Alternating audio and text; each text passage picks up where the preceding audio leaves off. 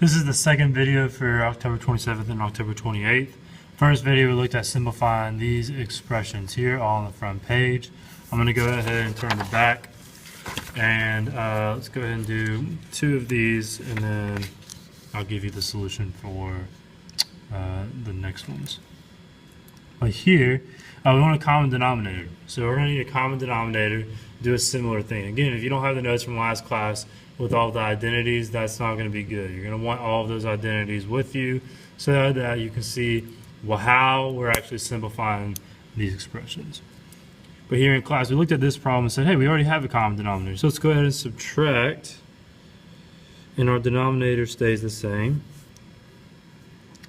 We subtract our numerators, so it give us 1 minus cosine squared x. And then what a lot of students did is they tried to do something with cosine squared. So what they started doing is writing cosine squared as cosine times cosine.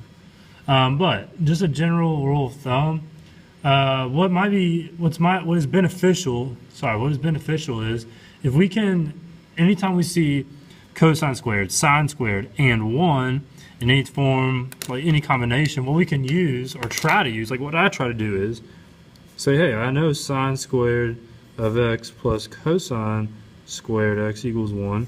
If I see any of these quantities in any combination, I'm going to try to get that in this expression or this in this identity. So here I have 1 minus cosine squared. I have 1 positive cosine squared. Well, if I subtract cosine squared from each side of the equation, then what we would have, these would cancel out, if you will. That's 0. And then 1 minus cosine squared. Now, this is what was a kind of an interesting thing that I saw in class is we had a hard time seeing that. If we have 1 minus cosine squared here, that's equivalent to sine squared. These two quantities are the same, which means that since we have 1 minus cosine squared here, I have 1 minus cosine squared here, but it is the same as sine squared. So we can replace 1 minus cosine squared with sine squared of x. These are equivalent, so I can do that and still put sine x here. Now what we have is sine squared divided by sine, and similar to what we did on the last problem, really it's a sine times sine, or you can think of like, this is a similar thing as like x squared over x, which is just x. Same thing here. Sine squared over sine is just sine. All right. Let's go on to the next one, see what happens here. So again, these problems say find a common denominator. Well, we don't have any denominators here, but if we also use what we said in the previous video, all of the functions are related to sine and cosine. So let's try and get our function, our expression in terms of sine and cosine. We don't know where to start. And what we know here is that cotangent is cosine over sine. So we can say this is sine x plus cosine x over sine x times cosine x.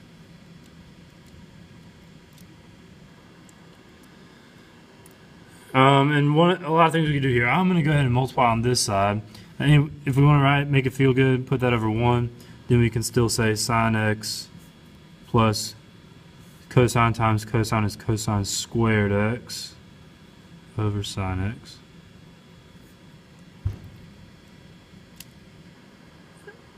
And now we want to add these fractions, but we have to have a common denominator.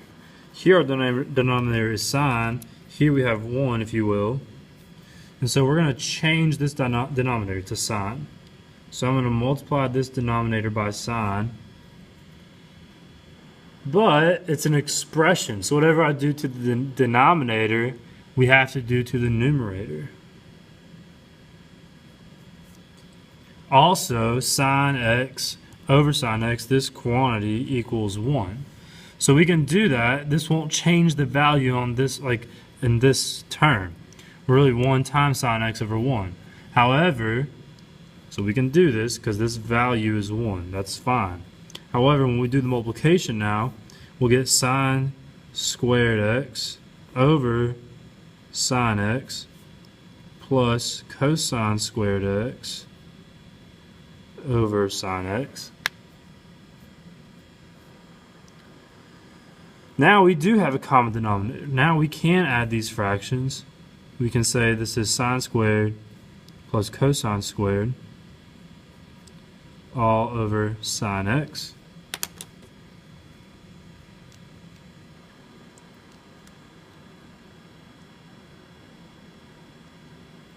But we also know, like in the previous problem, sine squared plus cosine squared of x, that's equal to 1. That's an identity that we know. So this is equal to 1 over sine x, or in other words, the reciprocal of sine, which we also know is cosecant of x. Or in other words, this expression is equivalent to cosecant of x.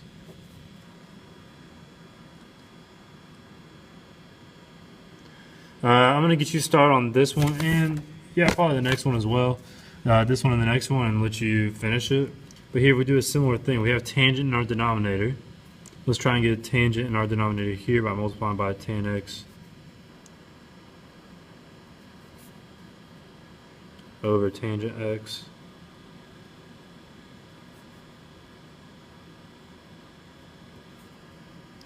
Tangent, if you feels good, make you feel good, tangent squared x over tangent x minus secant squared x over tangent x. Now that we have a common denominator, go ahead and subtract, do all that, similar to what we did in the last problem. What you should end up with is negative cotangent of x. But I would recommend you simplifying this using the identities that hopefully you have in front of you. One last one, and then we'll stop. Again, if you have questions on any of these, please make sure that you email me.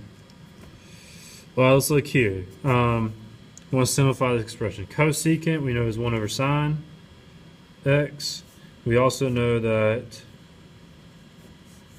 cotangent is cosine x times sine x.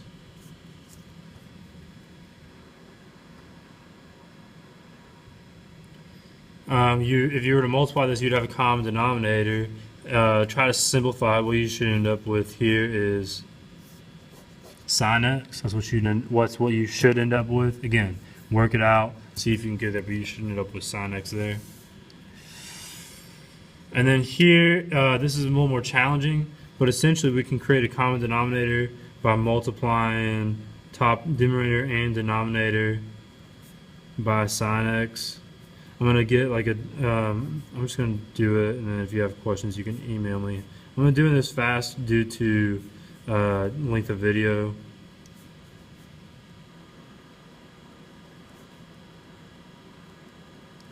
But in doing this, what our new denominator would be is sine x times 1 plus cosine x. Sine times sine is sine squared. Now I bet we can already go ahead and do this.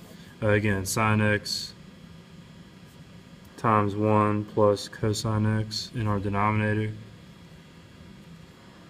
And then if we multiply this numerator, cosine, we have to do like distributive property over here. Cosine times 1 is cosine x. Cosine times cosine is cosine squared. Now you have a common denominator. We can add our numerators. And what I would say is simplify it, see what you can get, but hopefully if you simplify it all the way, you'll find this is cosecant of x. I hope this was helpful. I know it's different than what we've been doing. It's a little more abstract. It's a little more problem solving. It's a little more trial and error as well. But if you have questions, please feel free to contact me. Reach out to me in any form. I would be glad to answer any questions you have.